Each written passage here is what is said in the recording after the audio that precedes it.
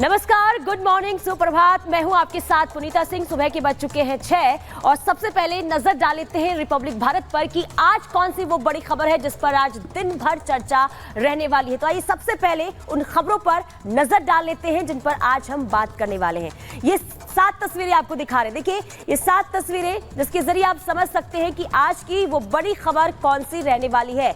सबसे पहले डिब्रूगढ़ ट्रेन हादसा हुआ है। हादसा हुआ है या फिर साजिश है, ये सवाल इसलिए बना हुआ है क्योंकि ड्राइवर ये बता रहा है, यानी कि जो ट्रेन में जो मौजूद थे, जिन चश्मदीद है, उन्होंने ये बताया कि धमाके की आवाज वहां पर सुनाई दी। इसके बाद ये बड़ा हादसा होता है। हालांकि जांच जारी है, हादसा कैसे हुआ ये देखना होगा। इसके अलावा बात होगी सुंदरकांड पर। बवाल एक बार फिर से शुरू हो चुका है। इसके बाद बात करेंगे चार धाम के नाम पर बड़ा फैसला लिया गया है, यानी कि चार धाम के नाम पर अगर ट्रस्ट बनता है तो अब कानूनी कार्रवाई भी की जाएगी। उत्तराखंड में एक बार फिर से सिग्नेचर ब्रिज जो है वो टूट गया है। कैसे टूटा, जांच का विषय, क्योंकि एक बार फिर से पहले भी 2022 में ये ब्रिज जो है वो टूट गया था। लक्षद्वीप में मिलिट्री एयरफील्ड, यानी कि अब सैन्य शक्ति को बढ़ाने के लिए एक और बड़ा फैसला लिया गया है। क्या बड़ा फैसला, ये बताएंगे। साइबर ठग के घर पर बुलडोजर का एक्शन देखने को मिल रहा है। इस खबर पर भी विस्तार से जानकारी देंगे। इसके बाद बात होगी असम में विधेयक मंजूर, यानी कि बाल विवाह पर रोक लगाने के लिए बड़ा फैसला असम सरकार ने लिया है। क्या फैसला, इस पर भी विस्तार से जानकारी देंगे। चलिए खबरों की शुरुआत करते हैं और सबसे बड़ी खबर क्या है सबसे पहले वो जान लेते हैं। बड़ी खबर ये है कि सैन्य शक्ति को बढ़ावा देने के लिए, यानी कि मजबूत करने के लिए केंद्र सरकार की तरफ से बड़ा फैसला लिया गया, यानी कि सेना के लिए मोदी सरकार ने बड़ा फैसला लिया है। और फैसला ये लिया गया है कि लक्षद्वीप में 2 सैन्य हवाई अड्डा जो है उसे बनाने की मंजूरी दे दी गई है। इसके पीछे का मकसद ये कि चीन की हर गतिविधि पर अब नजर रखी जाएगी। नए एयरफील्ड पर तैनात होंगे ये विमान और इसके जरिए जो है इस पर नजर रखने की तैयारी अब हो रही है। कुल मिलाकर लगातार देखिए सैन्य शक्ति को मजबूत करने के लिए सरकार की तरफ से ये फैसला लिया गया है।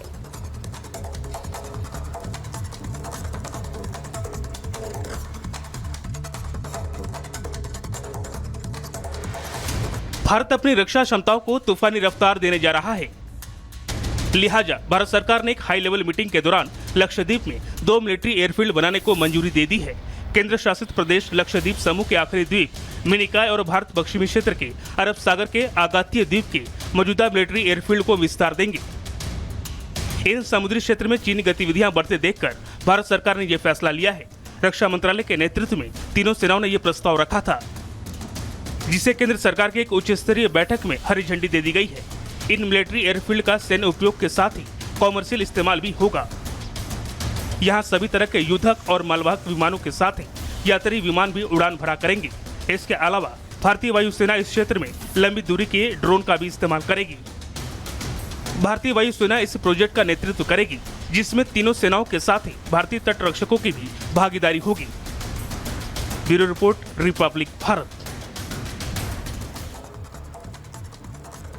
आगे बढ़ते हैं और अब बात कर लेते हैं धाम पर संग्राम के, यानी कि केदारनाथ धाम को लेकर जो विवाद शुरू हुआ है, जो संग्राम शुरू हुआ है, वो अभी थमता हुआ नजर नहीं आ रहा है। दरअसल आपको बता दें कि स्वामी अवि मुक्तेश्वरानंद, जिन्होंने ये दावा किया है, जो आरोप लगाया है कि केदारनाथ के अंदर से, मंदिर के अंदर से 228 किलो का सोना जो है वो गायब हो चुका है, चोरी हो चुका है। इसे लेकर लगातार विवाद तो देखने को मिल रहा है। लेकिन इसी बीच केदारनाथ मंदिर समिति की तरफ से क्या कुछ इस पूरे मामले को लेकर कहा गया है, ये जरा आपको सुनवाते हैं।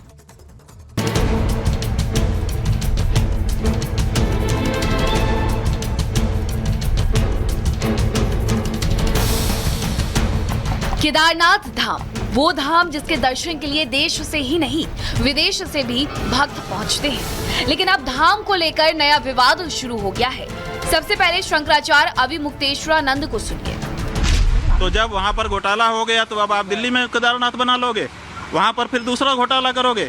228 किलो सोना केदारनाथ से गायब कर दिया गया। ये कहाँ का नियम है? क्यों नहीं उठाते हो प्रेस वाले इस बात को? आज तक कोई जांच तक नहीं बैठाई गई। 228 किलो सोना का घोटाला केदारनाथ में हो गया।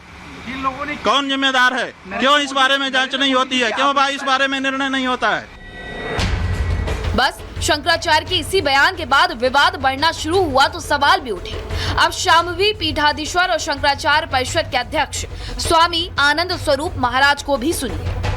स्वामी अविमुक्तेश्वरानंद जी महाराज का जो सनसनीखेज बयान आया है वह पता नहीं कितना तथ्यपूर्ण है, कितना सत्यता है, ये मैं नहीं कह सकता। अविमुक्तेश्वरानंद जी महाराज राखी सावंत की तरह हर हफ्ते कोई न कोई सनसनी फैला देते हैं। अब उस सनसनी पे सरकार को कितना सीरियस होना चाहिए, नहीं होना चाहिए, वो अलग विषय है। इसका सोना था, कहाँ सोना था, कौन सा सोना था, उसका तथ्य क्या है, इस प्रकार से अनर्गल राजनीतिक बयान देना रोज रोज यह एक सन्यासी के लिए शोभा नहीं देता है। शाम्भवी पीठाधीश्वर ने शंकराचार्य के बयान को सियासत से जोड़ा, लेकिन इस बढ़ते विवाद के बीच सच क्या है आप ये जान लीजिए, क्योंकि ये पहली बार नहीं है जब केदारनाथ के सोने को लेकर सवाल खड़े किए गए हैं। चलिए आपको बताते हैं कि आखिरकार केदारनाथ धाम में दीवारों पर लगे सोने का सच क्या है।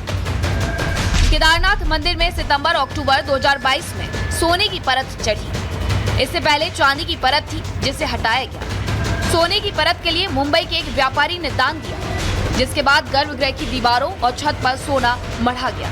गोल्ड प्लेटिंग का काम एएसआई के 2 अधिकारियों की देखरेख में हुआ। मंदिर के गर्भगृह को स्वर्ण मंडित करने का कार्य 42 दिन में पूरा हुआ। इसमें अलग अलग नाप की सोने की कुल 550 परतें चढ़ाई गई है। सोने की परत चढ़ाने से पहले केदारनाथ का दौरा विशेषज्ञों ने किया।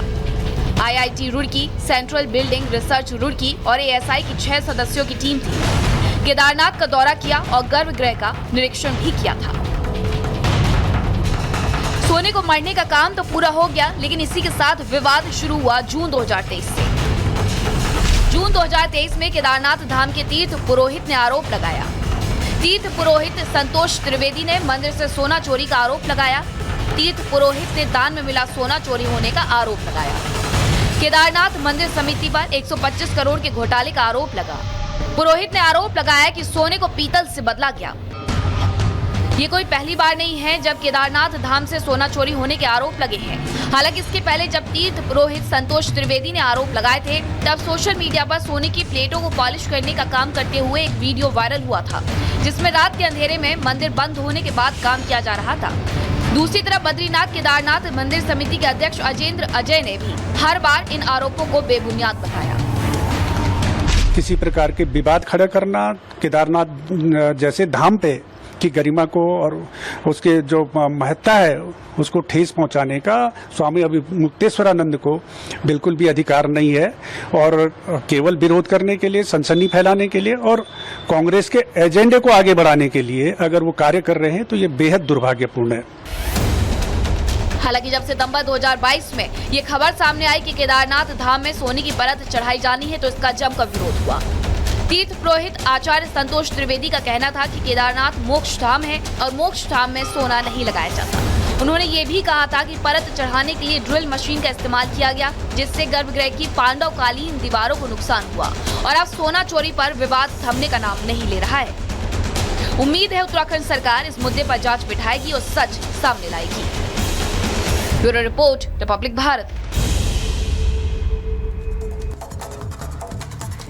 तो एक तरफ केदारनाथ धाम से सोना चोरी को लेकर लगातार विवाद देखने को मिल रहा है, लेकिन दूसरी तरफ धामी सरकार की कैबिनेट ने एक बड़ा फैसला 4 धाम को लेकर लिया है। दरअसल 4 धाम को लेकर जो ट्रस्ट बनाया करते थे वो अब नहीं हो पाएंगे। अगर ऐसा होता भी है, यानी कि ट्रस्ट बनाया भी जाता है 4 धाम यात्रा के नाम पर, तो अब उसे लेकर कानूनी कार्रवाई जो है वो की जाएगी। रिपोर्ट देखिए। उत्तराखंड के मुख्यमंत्री पुष्कर सिंह धामी के मंत्रिमंडल में एक बड़ा फैसला लिया गया है।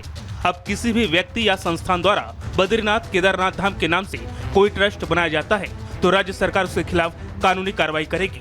उत्तराखंड के 4 धाम और प्रमुख मंदिरों के नाम से मिलते जुलते नामों को लेकर अब कड़ा कानून बनेगा। आपको बता दें कि दिल्ली में केदारनाथ धाम के प्रतीकात्मक मंदिर बनाने को लेकर खड़े हुए विवाद के बाद उत्तराखंड सरकार ने ये फैसला लिया है। दरअसल दिल्ली के बुराड़ी में श्री केदारनाथ धाम के नाम से मंदिर स्थापित किए जाने का विरोध हो रहा है। केदार घाटी में पंडा पुरोहित समेत स्थानीय लोगों ने भी इसका विरोध किया, जिसके बाद उत्तराखंड के मुख्यमंत्री पुष्कर सिंह धामी ने कहा था कि हमारा ज्योतिर्लिंग एक ही है, उसका स्थान एक ही है, दूसरे स्थान पर धाम नहीं हो सकता। प्रतीकात्मक रूप से मंदिर अनेक स्थानों पर बने हैं। ऐसे स्थानों पर मंदिर बनते रहे, लेकिन मूल ज्योतिर्लिंग उत्तराखंड राज्य के अंदर है। दूसरे स्थान पर धाम नहीं हो सकता। धाम केवल एक ही है जो उत्तराखंड देवभूमि में है। अगली खबर भी उत्तराखंड से ही है। उत्तराखंड के रुद्रप्रयाग में सिग्नेचर पुल जो 2021 से बन रहा है, 2022 में पहले इसका बेस गिर गया था और एक बार फिर से सिग्नेचर पुल जो है वो भरभराकर गिर गया है। आखिर क्यों बार बार ये पुल गिर रहा है, रिपोर्ट के जरिए आपको समझाते हैं।